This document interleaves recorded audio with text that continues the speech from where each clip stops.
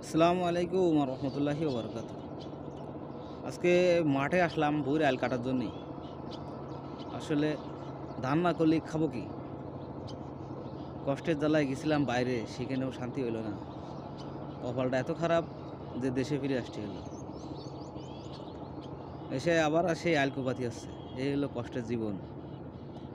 তো এতটুকু জীবনে বহুত, বহুত মানুষ চিনলাম, বহুত কিছু দেখলাম, বহুত ঠেক খাইছি, এখনো খাচ্ছি।